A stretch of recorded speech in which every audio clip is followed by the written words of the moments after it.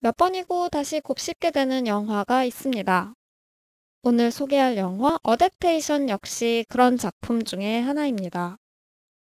2002년에 공개된 영화 어댑테이션의 감독은 스파이크 존즈입니다. 영화 그녀의 감독으로도 널리 알려져 있는 훌륭한 감독이죠.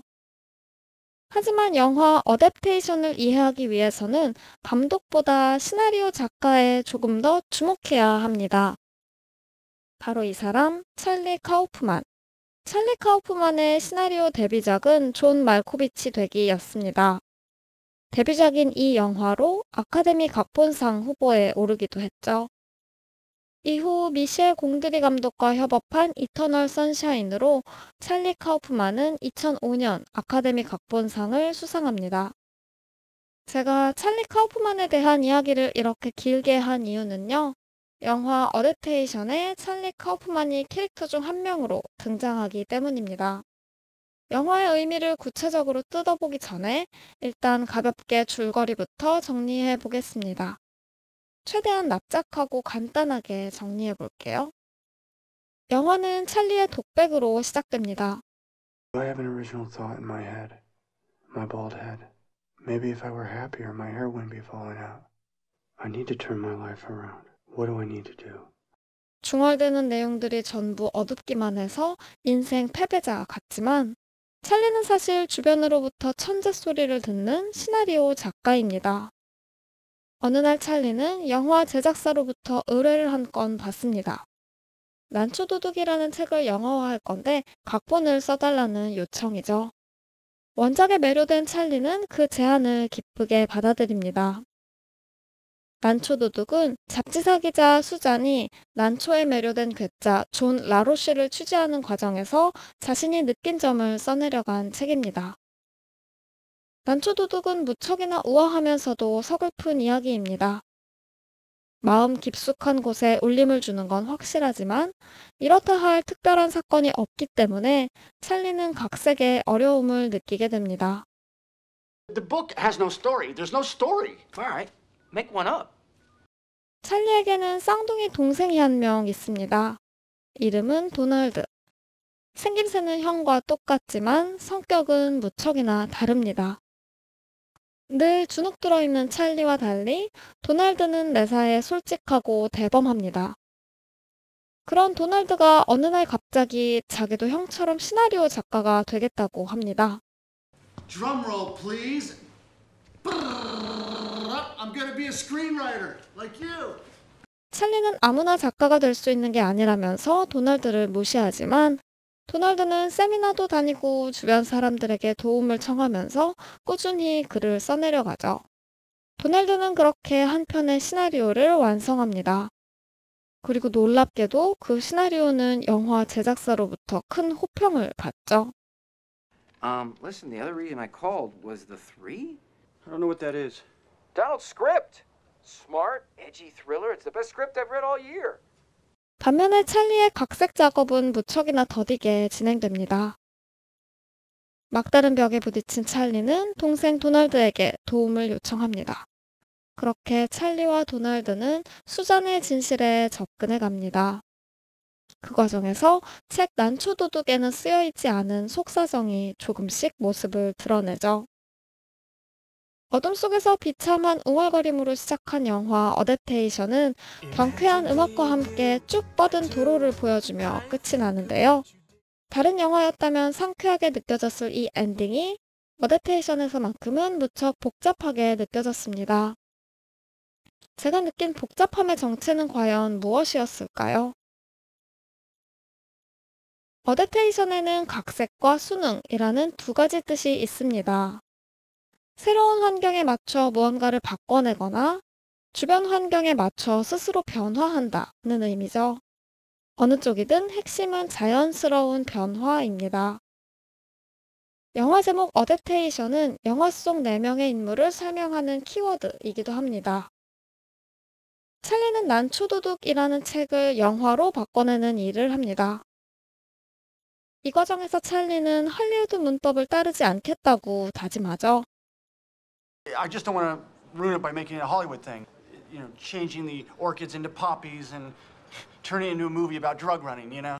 난초도둑을 쓴 수잔 역시 존 라로시의 이야기를 기사로 바꿔내는 작업을 합니다. 하지만 수잔 역시 찰리가 그랬듯 순응하기를 거부합니다. Adaptation's a profound process. Yeah, but it's easier for plants. I mean, they have no memory. With a person, adapting is almost shameful. It's like running away. 어댑테이션 하는 일을 하면서 어댑테이션 하지 않으려 한다는 점에서 찰리와 수잔은 비슷한 사람입니다. 그럼 난초도둑의 주인공 존 라로시는 어떤 사람일까요? 그는 수능을 예찬합니다. 그가 식물과 사랑에 빠진 이유 역시 어떤 환경이든 적응해서 살아남고야만 하는 식물의 유연함 때문이죠. 그래서일까요? 존 역시 유연하게 살아갑니다. 교통사고로 엄마를 잃고 이혼을 당하고 남은 모든 걸 태풍으로 잃은 뒤에도 그는 살아갑니다. 난초를 캐고 포르노 사이트를 만들면서 어떻게든 살아갑니다. 연꽃이 진흙을 탓하지 않고 해바라기가 떼약볕을 탓하지 않는 것처럼 그는 그저 변화에 몸을 맡긴 채 살아갑니다. 올바른 방향에 대한 큰 고민 없이 변화에 몸을 맡긴 채 살아가는 존의 모습은 찰리의 쌍둥이 동생 도널드와도 비슷합니다. 도널드는 등이 아프면 그 자리에 벌렁 드러눕고 마음에 드는 여자가 있으면 어렵지 않게 말을 겁니다. 시나리오 작가가 되고 싶다는 생각이 들면 세미나에 열심히 다니고 부지런히 글을 써내려갑니다. 그렇게 쓴 글을 부끄러움 없이 주변 사람들에게 보여주죠. 찰리와 수잔이 변화로부터 자신을 지키려는 타입의 사람이라면 도널드와 존은 변화에 몸을 맡기는 타입의 사람입니다. 그들은 이렇게나 다릅니다. 우리는 다름을 좋아합니다. 나에게 없는 것을 가지고 있는 상대와 사랑에 빠지죠. 하지만 한편으로 우리는 다름을 싫어합니다. 모든 싸움은 생각의 차이에서 비롯됩니다.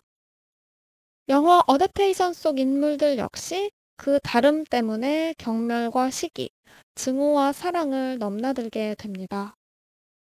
이 네 사람 사이에서 펼쳐지는 이야기도 충분히 흥미롭지만 그것만 주목해서 보기에는 좀 아까운 영화입니다. 이 영화는 이야기 구조가 특별한 것으로도 유명하거든요. 구조에 대해서 조금 더 이야기해 보겠습니다. 여기 원작 난초도둑이 있습니다. 찰리 카우프만은 이 책을 영화화하는 각색 작업을 맡았죠. 원작을 어떻게 각색할까 고민하던 찰리는 결국 이야기에 자기 자신을 집어넣기로 합니다. It's like the only thing I'm actually qualified to write about is myself and my own self. We open on Charlie Kaufman. Fat, old. 사건이 없는 작품 각색의 어려움을 극복하기 위해 사건이 없는 작품 각색의 어려움을 겪는 작가 자기 자신을 이야기 속에 집어넣기로 한 거죠. 난초도둑이 어댑테이션으로 거듭나는 순간입니다.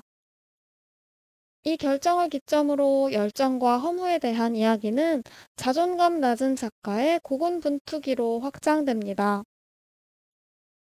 난초도둑에서 수잔이 존을 보며 자신에게 결락된 욕망을 느낀 것처럼 영화 속 찰리에게도 자신의 모습을 비춰볼 누군가가 필요합니다. 그래서 찰리 카우프만은 도널드 카우프만이라는 캐릭터를 만들어내죠. 도널드는 여러모로 찰리와 상반되는 캐릭터입니다. 두 사람이 외부 세계를 대하는 태도에서 그 차이가 확연하게 느껴지죠. 어떤 사람이 두 형제에게 글쓰기에 대한 조언을 한다 라고 가정해 볼까요? 찰리는 그 조언을 지켜야만 하는 규칙으로 받아들입니다. 그래서 그런 조언 자체를 무척 싫어하죠. 반면에 도널드는 그것을 대수롭지 않게 받아들입니다. 도널드가 보기에 그런 조언은 규칙이 아닌 원칙이거든요. A rule says you must do it this way. A principle says this works. 찰리는 자신의 방식으로 난초도둑을 각색하지만 결국 만족하지 못합니다. 그래서 동생 도널드에게 도움을 요청하죠. 도널드가 난초도둑 각색 작업에 합류하는 장면이 나오면서부터 영화 어댑테이션의 분위기는 크게 달라집니다. 영화 초반부의 찰리는 자신의 포부를 이렇게 밝힙니다. I just don't want to ruin it by making it a Hollywood thing. 그런데 재밌게도 영화 후반부에는 찰리가 이야기했던 그 모든 요소가 모여 있습니다. I'm saying it's like I don't want to cram in sex or like I don't want to cram in sex or guns or car chases, guns or car chases. 다른 영화라면 상쾌하게 느껴졌을 엔딩이 복잡하게 느껴진 것 역시 이것 때문인 것 같습니다. 찰리가 절대로 하지 않을 거라 했던 모든 장치들이 결국 그대로 사용됐으니까요. 이걸 어떻게 읽어내야 할까요? 마음먹은 대로 되는 게 하나도 없는 인생의 아이러니를 씁쓸하게 표현한 걸 수도 있고요. 헐리우드 영화계에 순응하지 않으려던 찰리가 도널드의 도움을 받아 결국 순응하는 이야기로도 볼 수 있습니다. 그런데 저는 이 뒤틀린 결말이야말로 원작 난초도둑의 결말을 찰리 카우프만 자신의 방식으로 풀어낸 것이 아닌가 하는 생각이 들었습니다. 그 얘기를 하려면 책 난초도둑의 결말이 어떤지를 살펴봐야겠죠? 존은 한평생 유령 난초를 찾아 헤맨 사람입니다. 수자는 존의 그 열정에 감탄하죠. 하지만 문득 그런 생각도 합니다. If the ghost orchid was really a phantom, it was still such a bewitching one that it could seduce people to pursue it year after year. 그래서 수자는 존에게 유령 난초를 보여달라 하고 존은 흔쾌히 알았다면서 늪지대로 수잔을 안내합니다. 하지만 자신만만해하던 모습과 달리 존은 길을 잃어버리고 말죠. 수잔의 불길한 예감이 맞아떨어지는 순간입니다. 책 난초도둑은 이런 문장으로 끝이 납니다. Life seemed to be filled with things that were just like the ghost orchid. Wonderful to imagine and out of reach. 찰리 카우프만은 난초도둑의 각색 과정에서 여러 가지 독특한 관점을 구상합니다. Start right before life begins on the planet. And then, life begins. From there, we go to bigger things, jellyfish. And then we see, dinosaurs. Whatever, and then apes, whatever, and man. Hunting and gathering, farming, war, love, religion. And bang! The movie begins! This is great! 하지만 그것들 중 어떤 것도 실제 이야기로는 연결되지 못하죠. 자신이 표현하려 했던 그런 독특한 관점이 찰리에게는 유령 난초로 느껴졌던 것 아닐까요? 구상 직후에는 굉장히 대단한 걸 생각해냈다고 착각하지만 시간이 지나고 다시 곱씹어보면 그저 허무한 환상에 불과한 거죠. 이런 부분이 난초도둑의 결말과 어딘가 이어진다는 생각이 들었습니다. 여기까지 어댑테이션의 간단한 줄거리와 캐릭터에 대해 알아봤습니다. 이야기 구조와 결말에 대해서도 가볍게 훑어봤는데요. 여러분의 영화 감상에 제 리뷰가 조금이라도 참고가 되면 좋겠습니다. 다음 영상에서는 어댑테이션 속에서 제가 무척 좋아하고 아끼는 장면들에 대해 이야기해보고 싶습니다. 여기까지 봐주셔서 감사합니다.